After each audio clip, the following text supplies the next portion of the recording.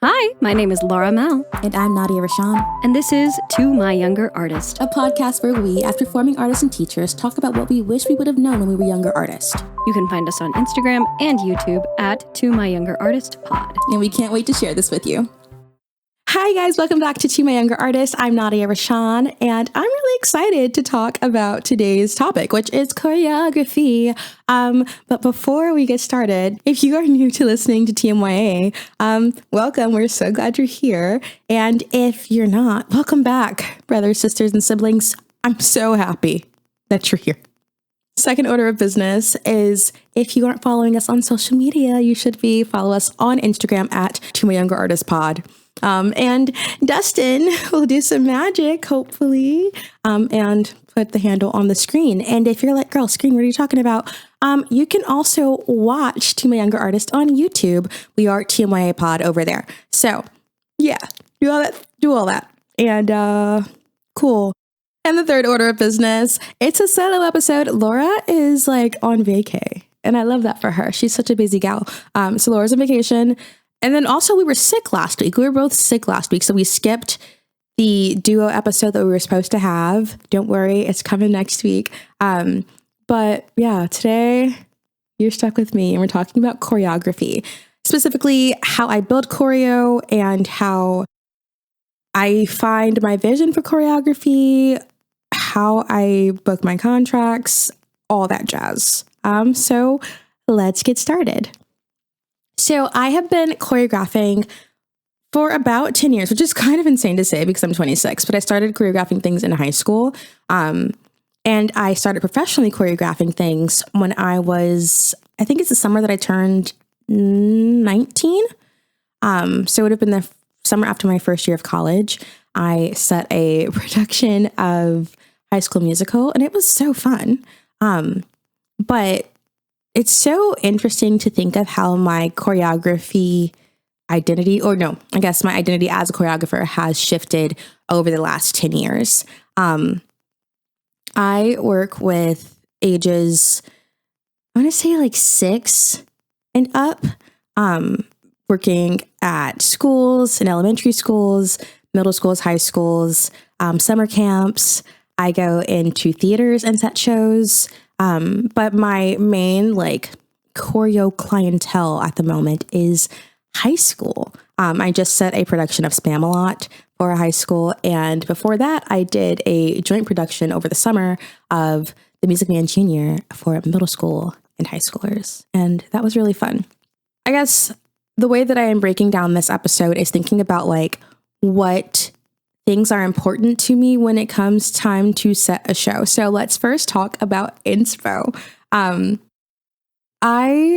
I'm asked to set a show or to set a piece, I am most of the time not given any parameters, obviously stay within the world of the show, but directors usually give me full reign or a free reign of the whole scene. And I get to just do what I please. And what's really important to me when it comes to figuring out or building a piece is what is going to make my actors feel the most confident. What is something that they are going to love doing, they're going to feel comfortable doing, and they're going to feel really stinking cool doing. And it's not to say that I'm building a really cool piece, but I'm building a really cool piece on these dancers and these actors, and it's cool because of who I have in the number. I think that a really unique, and I guess I don't know if it's really a unique thing, but a really cool thing to do as a choreographer is to build a piece specifically around the actors that you have in the number. And so typically in a rehearsal process, if I'm not there for the auditions, and sometimes if I am there for the auditions and I just want more of a good, a feel of who these dancers are and what they have to offer, what they bring to the table, I will try and watch them just dance for a while. And that's one source of inspiration for me. If I give the kids 5 minutes to just dance and do their own thing, then I can build off of what they have felt confident enough to showcase. The second piece of inspo is if I, specifically in the musical theater setting, I am setting a show, I love to see what other choreographers have done with it. And that's, Laura said this to me once. She said, nothing is original.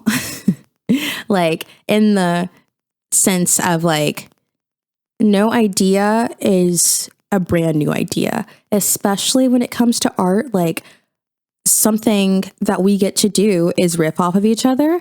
And so I love to find inspiration in really beautiful moments that I have like found captivating or just like super like appealing to the eye. And I'll find a moment and go, oh, I need to have that somewhere in the show. For instance, this actually happened twice during Spam-A-Lot. Kenny Ortega. If you guys don't know who Kenny Ortega is, he is a director, choreographer, High School Musical, Descendants, Gilmore Girls. If you guys are into Gilmore Girls, the scene where the Gilmores are like at the dinner table and they're arguing, and it's a really long scene. And the camera, like, basically, it looks like it never stops moving. That scene was directed by Kenny Ortega. And so I find a lot of inspo in his work because it's just so fun and fresh, and it's kind of groundbreaking, honestly. The Cheetah Girls. Oh my gosh. Kenny Ortega did the Cheetah Girls. Like, come on. And so there are two specific moments that I was obsessed with over the last couple of months. The first one is in the song I Want It All, High School Musical 3. I Want It All. Sharpay is like, at the end of the number, there's like this whole like showgirl moment. And Sharpay, it gives like Chicago. And I just like, I can't even explain the vibe.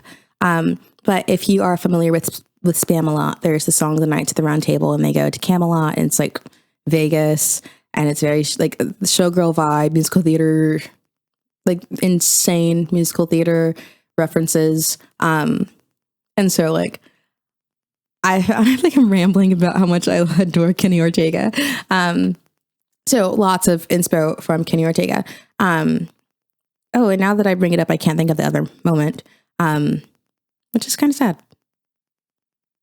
Oh, it's like on the tip of my tongue, but I can't think of it. If you guys are familiar with Glee, the song Boogie Shoes, there is a lift that they do, and the girls, it's vocal adrenaline, and there's a lift, and the girls that are in the air have like one leg in a passe, and they're like extending it and bringing it back into the passe, and extending it and bringing it back into the passe, and it's like so stinking cool. So like finding moments like that I'm like, ooh, how can I recreate this on my kids? And it's also like they think that this is super cool too, because like they have watched all of these things. They've watched High School Musical, they've watched Glee. So that's the second part of inspo. And then the third part of inspo for me is music. And I have the most fun with this when I'm setting just a piece, like a concert piece. I am currently in the process of setting a number 2 Hot Lunch from Fame. If you haven't heard that song, you need to go listen to it. If you haven't watched the original like Fame movie, that's your homework for this episode. But when Omaha Dance Project approached me and asked if I wanted to set a piece, I immediately said yes, because I've had this idea in my head for months and months and months. I remember being in New York, walking in like last November, like a year ago. I'm filming this week of Thanksgiving, or recording this week of Thanksgiving. Like a year ago, having the song playing on repeat in my head because I could just like see a full production number. And that, like, the fact that my brain is like so awake when I hear this song. It's just like the perfect number to stage. So I immediately jumped on it and said, yes, I want to set this number. Now, I get to see my vision come to life, but then also, like I said earlier, I take so much inspo from my dancers. And so like, I'm getting to build a number on my dancers based off of like my vision and then like seeing it in their bodies, because our bodies are so different. And I think that as a choreographer, one of the most important things that you can do is let go of the fact that like, it's not your number. It has nothing to do with me. I'm not the one who's going to be dancing it on stage, right? I'm not going to do the show. Like, I'm not a part of the production. Like, after opening night, I get to piece out of there. And so it's super important to make sure that it looks good on your dancers' bodies. And if it doesn't, change it, right? You guys, I feel like I've said the word cool so many times, but like, I just get so excited when I talk about this kind of stuff. Let's be like a little bit like nerdy. The best numbers in terms of music are the numbers that like you hear the music and you're automatically like, oh, I have a vision, I have an idea. But as a viewer, I love seeing choreography that is so clearly made for those dancers. Like, it's a part of the piece's identity. Who's dancing the piece?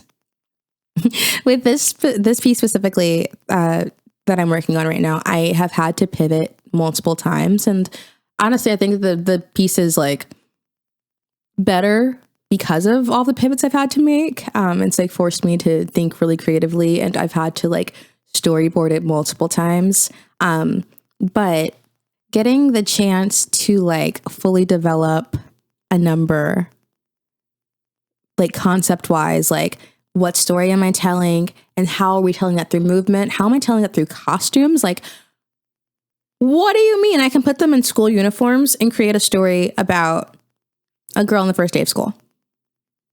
To this insane jazz piece that's like 80% music, 20% vocals.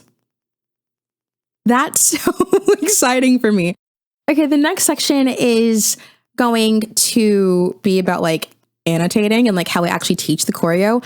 I suck at writing things down. And it wasn't until Spam-A-Lot this year that I actually started writing things down. No.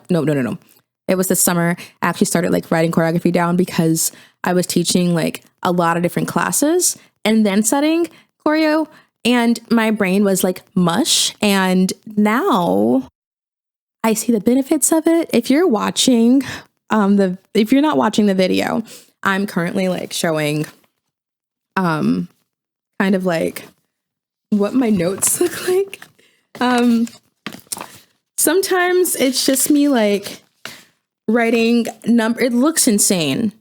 It looks absolutely insane. It's like numbers and then like in quotes some of the lyrics, and then party / choose your own adventure. Literally this says need to get to big clump 1 through 8 concave, reach 1 through 8, 1, 2, 3, 4, 5, and 6, hands in groups. What? We all have our own way of writing things down and teaching them. One thing that I do like to do, that I make sure that I do when I'm writing things down, is looking at like, I like to look at the shape that I want for a formation. I won't set a full formation, but like I'll draw the shape of like kind of what I want. And then, like I said earlier, it's super important that I'm setting it on these specific dancers. And so leaving room for like change and not being like too specific on I need this person on 2 and this person on 4. Like this could be like there's room for shifting. Yeah. have so many other thoughts, and I would love to do a follow-up on this. So, yeah. Okay, let's move on a little bit. I haven't talked a ton about like contracts in general and how I work my contracts and how I obtain my contracts. So, in my hometown, which is where I currently am, I'm in my mother's house. I have the opportunity to set a lot of shows. And that's because I have built such strong relationships with the theaters here in Omaha and with the schools here in Omaha. Lots of the teachers are my good friends. I go back to my high school often. Actually, like you guys can't see this, but on my desk, above my desk, I have a like vinyl record. I set a production of Hairspray at my high school about a year or two after I left the Hairspray tour, and the kids like signed a vinyl record for me, and I have it on my wall. But I also have like a playbill from Spam-A-Lot sitting on my desk as well. I've built such good relationships with these schools that like at this point, it's really cool when they reach out to me. I put out feelers as well of like, I'm going to be in Omaha from this time to this time, or I have open space. I work with Omaha Performing Arts often. So I was the associate choreographer for the High School Theater Awards, or the Nebraska Theater Academy Awards. That's not what it's called. NTA, Nebraska Theater Academy Showcase. It was Nebraska High School Theater Awards when I was in high school, which is like our Jimmy's feeder show, if you're familiar with the Jimmy Awards. I was the associate choreographer for that this past year. I'll be on the directing team again this year as associate choreographer. And then I'm also doing some other things with them in the near future.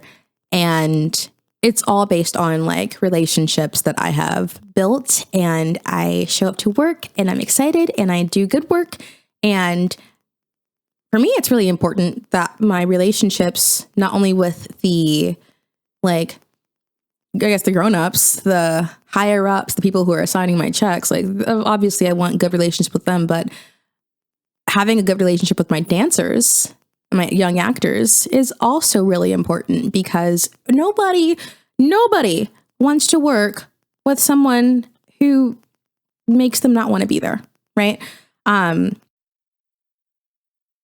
Yeah, I feel like Laura and I have talked a lot about like income and making money in the arts, and choreography is one of my main streams of income at the moment. And that is really, really special because I'm doing what 16-year-old me dreamed of.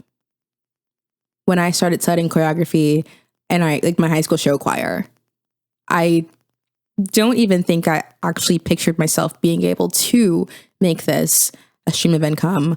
Yeah, I feel like I just like word vomited a ton and shared my big crush on Kenny Ortega. But I will say, if you guys have any questions about choreo or setting shows or any of that, you can shoot me a DM at Nadia Rashan or an email at hello@nadiarashan.com. And if you're looking for a choreographer, hit a girl up. Okay, you guys, it's time to wrap up because I have to go meet my family downtown for dinner. And then we're going to go see The Wiz at the Orpheum. So I will talk to y'all later. If you're not following us on Instagram, do it. If you're not subscribed to us on YouTube, do it. Yeah. Thanks for listening to My Younger Artists. Thanks for being a part of the Young Artist Club. We appreciate you. And tune in next week because Laura and I are reunited. We actually haven't recorded an episode together in weeks. So, I don't know. I'm excited. Thanks for listening. Bye. This episode of TMYA was hosted by Nadia Rashan with music by Laura Renee Mehl and edits done by Dustin, Ciano. Thanks for listening.